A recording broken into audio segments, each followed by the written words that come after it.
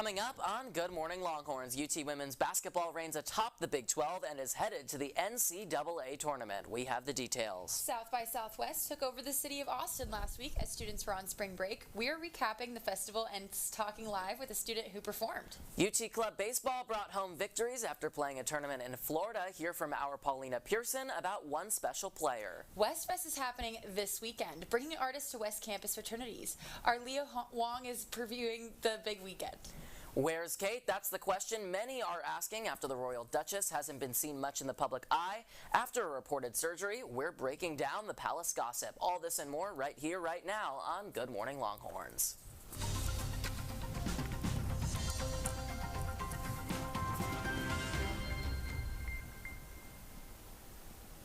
And Good Morning Longhorns for this Wednesday, March 20th. I'm Logan Dubel.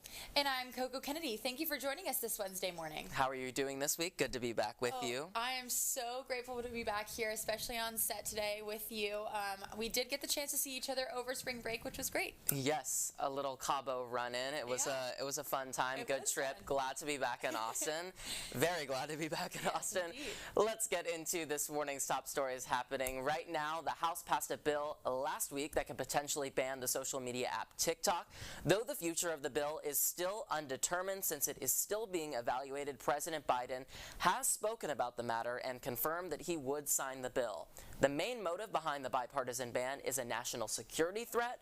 The bill has received pushback from content creators. After 4 years of test-optional admissions for undergraduate applications, the University of Texas will return to requiring standardized testing scores, starting with applications for the fall of 2025 semester. Last year, UT had an all-time high of 73,000 applicants, and it is estimated that about 90% or more of these applicants took a standardized test, according to the College Board. It was also revealed in an analysis of the university's own data that, on average, students who submitted standardized scores performed significantly better on those exams and in their first semester of college compared to those who did not take the test or choose not to have their scores considered as part of a holistic review. Along with reinstating standardized scores, UT will make other modifications to the application process to strengthen holistic review, including the introduction of a new early action program, modification of the essay, reducing the number of short answer responses, a new waitlist, and a narrow scope for letters of recommendation. All of these changes will be implemented during the August 1st through September 1st, 2024 application period. It's that time of year again as Westfest is happening this Friday and Saturday. To give us a preview of the weekend ahead is Good Morning Longhorns' Leah Wong. Let's take a look. Last year was the first year for the transition from Roundup to Westfest, an improved Greek-centric festival to promote Texas IFC's new partnership with the University of Texas. Last year, Westfest was a huge success. Obviously, we kind of made the name change from Roundup to Westfest. And since then, a lot of people have embraced the change. You can see it on our merchandising this year. All of our participating sororities and fraternities have embraced that change. The event overall was great. Everybody had a great time. Everybody stayed safe. Everybody stayed healthy. And we were able to offer a lot of different resources that really ensured the safety of all the students on UT's campus. This year, there will be some exciting performers coming to West Campus. At the main mall on Saturday is Ex-Ambassadors, the pop band known for songs such as Renegades and Unsteady. A quick turnaround from spring break, there are so many events happening this weekend at Westfest, and band pickups for all these events are happening all week long. So I'm going to go see what students are going to this weekend and what they're excited for. Are you excited for this weekend? Yes. More than excited. So where are you all going this weekend? I'm going to Pike to see Nelly Champa. Me too. Me too. Stop, wait, that's going to be insane. That one's going to be very popular too. Honestly, I have no clue where I'm going this weekend. Anything catching your eye at all, or? We'll see. Wherever the wind takes me. Big K-Sig girl over here. Big Sig Chi girl. Yeah. Big ZBT girl. As of right now, Bucks and Sammy. Lend the Chi DU event. We're going to be at Pi and K-Sig. Wait, what's that Pi? So we're having Vice Tone come out. Yeah. Oh, wow. I don't know what's like K-Sig, I just have friends there. Today I picked up my bands for Delt. I'm planning on going to Sammy Pike, obviously. And we're kind of going to figure out which other ones this weekend. There's so many that are all going to be so much fun. Now you know all the action happening this weekend at Westfest. For more information, go to Texas IFC's Instagram at Texas IFC. For TSTV, I'm Leah Wong. Basketball team has been declared as Big 12 champions. Texas women's basketball scored the championship title after sweeping the game against Iowa State. Continuing that great news, the team has also earned the #1 seed in the NCAA women's basketball tournament. The Moody Center will be hosting the first round against the #16 seed Drexel this Friday. UT freshman Madison Booker became the first player in the Big 12 women's basketball history to win the Player of the Year award. Booker also earned the Big 12 Freshman of the Year and Most Outstanding Player awards. Head coach Vic Schaefer led the team during his 4th season at UT after winning the 2023 Big 12 Coach of the Year. Schaefer is now a semifinalist for the 2024 Coach of the Year award once again. Make sure to go out and support our Lady Longhorns this Friday at the Moody Center. The UT Club baseball team traveled to Panama City Beach over spring break to play in a tournament against schools across the country. It's an opportunity to allow pitcher Brian Mueller to continue doing what he loves. Good Morning Longhorns reporter Paulina Pearson has the story.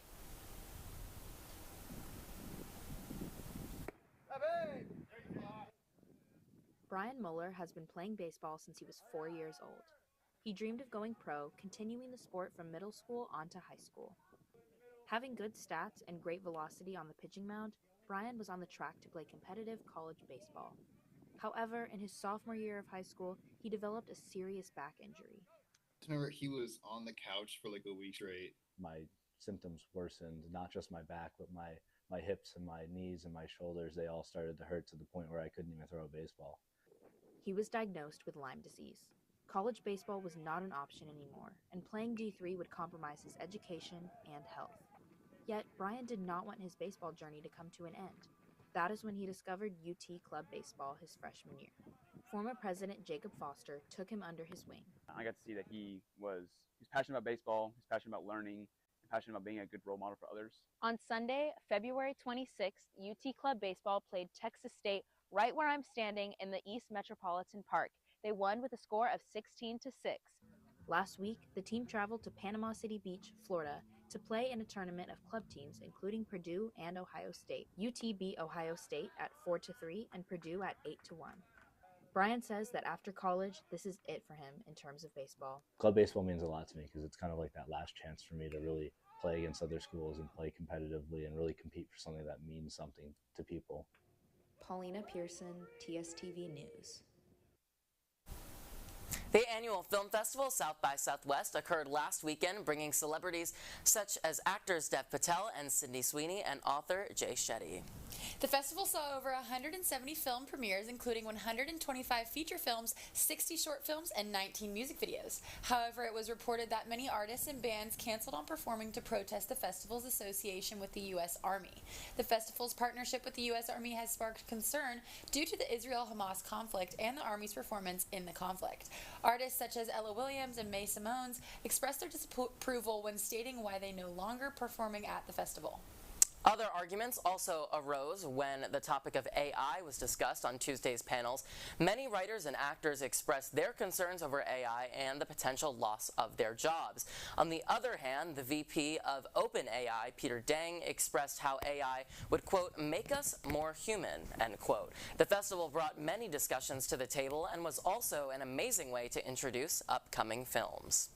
In local business news, Outdoor Voices abruptly closed all of its stores last Sunday, shocking many. The Austin headquartered clothing company informed their workers via a Slack message on Tuesday. The message read, quote, Outdoor Voices is embarking on a new chapter as we transition into an exclusively online business, end quote. Very few corporate or retail workers were offered any kind of compensation. Store managers were offered $500 to keep working throughout the weekend. The workers of the company, which was founded in 2013, said this felt like an absolute slap in the face. Vermont Senator Bernie Sanders introduced a new bill that consists of shortening our standard 40-hour work week to 32 hours. According to AP News, Sanders' bill would ensure that employees will not reduce their pay or benefits. A recent British study provides insight that employees are more productive and less prone to burning out. The work time reduction will span over a 4-year period. The bill was currently introduced and in the Health, Education, Labor, and Pensions Committee. Logan, what do you think about this sanction? It's definitely interesting, probably going to gain a lot of traction amongst young people, especially people working hybrid, working entirely remote, post-pandemic. In news, the grind never stops, so I'll be here probably more than 40 hours, whether there's a bill or not. But yeah, definitely probably going to gain some traction among some young people. It'll be very interesting to see. I'm excited. Well, where is Kate? That's the question that many are wondering about this morning and over the last several weeks. The princess's health has been in question. She was supposedly spotted, though, yesterday for the first time shopping with Prince William. The palace said in January she had had an abdominal surgery, but there has been nothing since. While there are rumors that she's been seen, there is no proof, and after a doctored photo of her family on Mother's Day was published, conspiracy theories have turned the world and social media upside down. There are many different theories about her disappearance. A very popular one is that Prince William is having a love child with Sarah Rose Hanbury and that Kate is panicking. Another popular theory is that Camilla has been planning to destroy the royal family. Some other theories that are a little less serious are that she's being taken time away to be on The Masked Singer and on RuPaul's Drag Race. People on social media have joked that she has ran off with Pete Davidson because of her husband's affair. Some people think that her abdominal surgery isn't real and that she's actually recovering from a Brazilian butt lift. The theories have run wild. Logan, what's the most interesting theory you've heard? Right there. That might have been it. I had never heard of that one until now. That was a first. I think it's interesting in the sense that obviously they're very public people. They're, in theory, the heads of state, so obviously people have justification to be concerned about them. Other people will say, you know, leave them alone, give them privacy. I think the one obviously big argument to that is look back 20, 30 years ago to Princess Diana at this point, and that obviously was something that went way too far in the media and obviously ended extremely tragically, and that's obviously a soft spot for that family and really the entire world. So in the end, prayers up and best wishes to Princess Kate, and hope that she's doing fine and hopefully will be seen back in public looking good coming soon. Absolutely. We're excited for an update.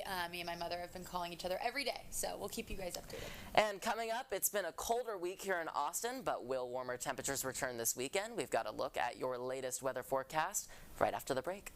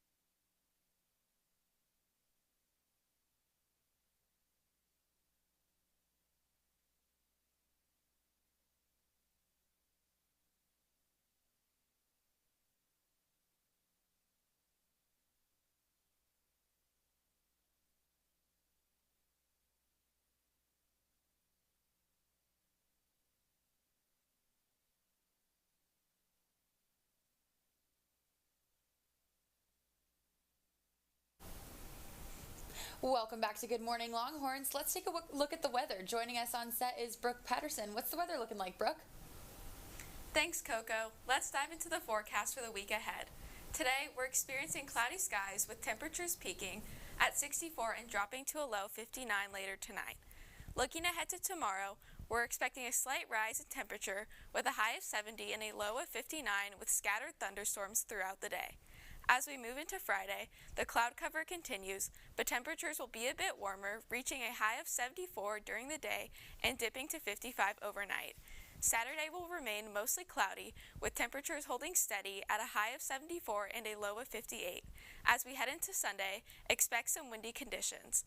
Temperatures will climb to a high of 75 during the day and drop to 66 at night. That wraps up your weather forecast for the week. Have a wonderful day, Longhorns. I'm Brooke Patterson in the Weather Center. Thank you, Brooke. The 2024 Oscars, hosted by Jimmy Kimmel, were last Sunday at the Los Angeles Dolby Theater. Oppenheimer had an incredible night, winning 7 Oscars, including Best Film and Best Director.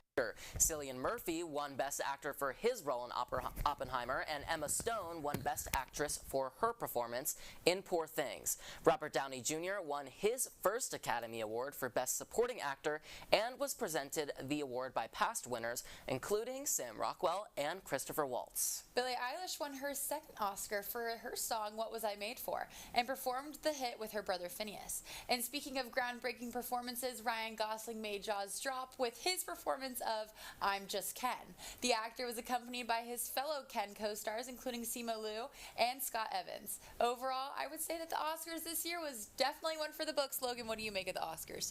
I'm just really surprised that was Robert Downey Jr.'s first Oscar. That's a surprise. Me too, and I'm so happy for the entire cast of Oppenheimer and how many awards they pulled in this year. I am still disappointed about Barbie, but I'm so glad we got to see Ryan Gosling with a live performance. There you go. Also in Hollywood, on Saturday, the NAACP Image Awards, the 55th annual, were held. Many were seen wearing purple in honor of the record-breaking movie The Color Purple. The hit movie took home 15 awards, with Fantasia and Taraji P. Henson being honored, to name a few. Quite a big night for them. Absolutely. On March 6th, indie rock artist Briston Moron brought his Ultra Pure tour to Emo's Austin and sold out the venue. Good Morning Longhorns has an exclusive look at the action. What's up, y'all? We're here at Emo's Austin for an exclusive look at Briston Moron's 2024 tour. Check it out.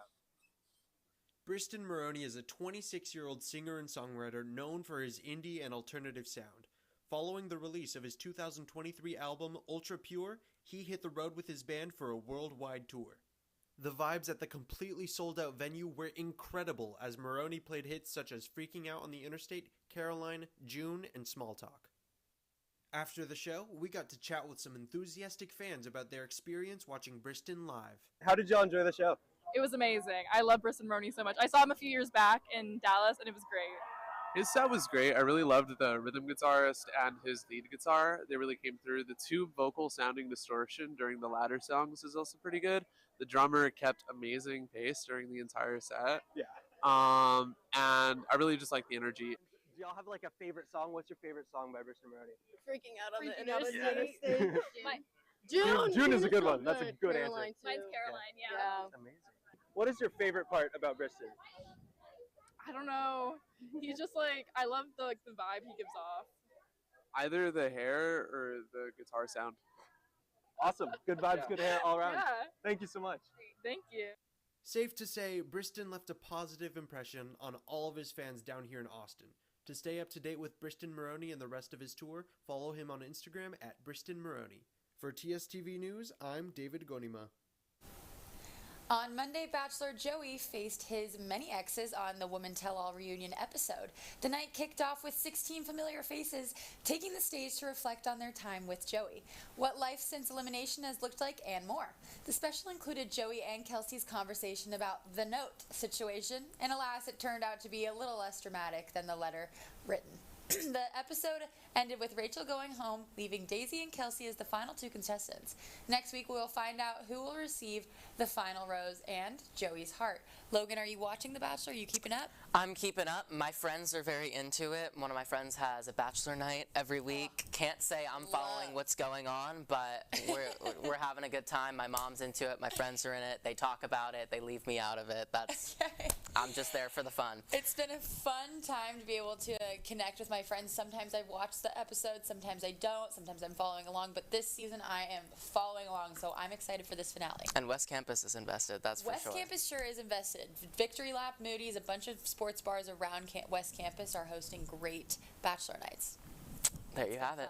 South by Southwest might be over, but one student is going to be living out that moment for days to come. After performing as part of the festival, we're talking with that student and musician right after the break.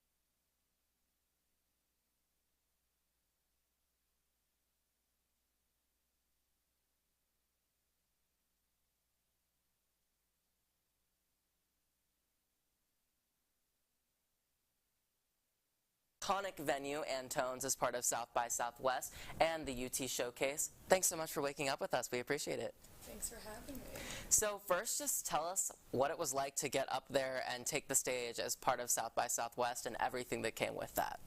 Of course. So it was a huge honor. I didn't expect to get this gig. I was reached out to by someone from the music department here at UT, and they said, would you be willing to do this gig? And I said, absolutely, are you kidding me? And I was really excited to go on. I had a set prepared morning before I got laryngitis or something of that sort, oh and lost my voice completely. That was nerve-wracking, but it was honestly fun to face that challenge and get on stage, and I coughed through one of my songs, but we made it through. Awesome. And tell us a little bit, I know you're a signed artist with U Talent Records here on campus. Tell us a little bit about your music for people who haven't listened before and what they can expect. Okay, yeah, so this year I was signed at U Talent Records, which is our student-run record label, and my music is really focused on wellness. My genre is somewhere around like soul and ethereal. Yeah, and I would say for my first single under U Talent Records, which is coming out April 8th, you can expect something along the lines of Adele and Aurora. Awesome. I love that. And tell us a little bit more about some of your inspirations and what it's like to be here in Austin, the live music capital of the world. I know you come from New York, so tell us just a little bit about what it's like to be here in this creative environment. Honestly, it's been such a blessing to be in Austin. I didn't expect to love it this much, but recently, especially in the last year, I've built such a community that has supported me through this, and I think unlike other major cities like New York, people are in this together as opposed to like cutting each other's throats, and I've really enjoyed it, and obviously being at UT has increased that community by like tenfold. And looking ahead, what would you say your goals are? What's the next big thing that you want to achieve after now saying you've done South by? Next big thing is a few singles will be released, hopefully an EP at the end of the year, followed by ACL would be amazing, but long-term goal is to use my music for wellness and help my audience through my voice. Awesome, we love that. And you've gotten into this a little bit, but just as one last thing, what would you define your music as? What do you want people to know about you as an artist if they haven't checked you out before? So, first thing, my artist name is Lavella. That's Luvella. And the major thing for me is I'm trying to make my listener feel good instantly with each song that they listen to. And yeah, I would say like my goal is to make it kind of in the genre of like Labyrinth times Adele. And where can people find you? Where should they check you out? Every platform, but Spotify would be the easiest. Perfect. All right, well, thank you so much for joining us this morning. We'll be back with more news and events from around Austin after the break.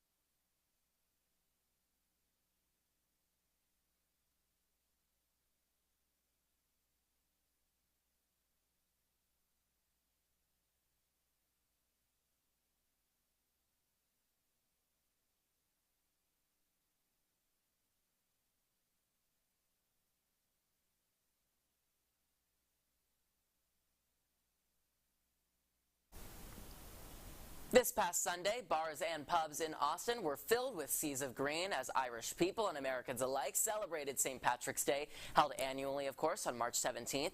The original solemn occasion commemorating the death of Ireland's revered patron saint, St. Patrick, took on a new life upon its introduction to the U.S. Irish Americans have transformed the day into one of celebration, marked by green outfits, decoration, and the Irish national plant, the shamrock, meals of corned beef and cabbage, and green-dyed Irish beer. Oh, don't know if I'd try that green-dyed Irish beer. Around Austin, people certainly embrace the festivities. The Blind Pig Pub hosted Austin's largest St. Patrick's Day pub crawl at over 10 participating bars in downtown Austin. In line with the green theme, Hotel Vegas held a pickle party featuring pickled foods, specials, pickle shots, and shamrock green cocktails. For the early birds, Let's Do This hosted a lucky run around Austin with options of a 5K, 10K, and a half marathon for the chance to win some lucky prizes.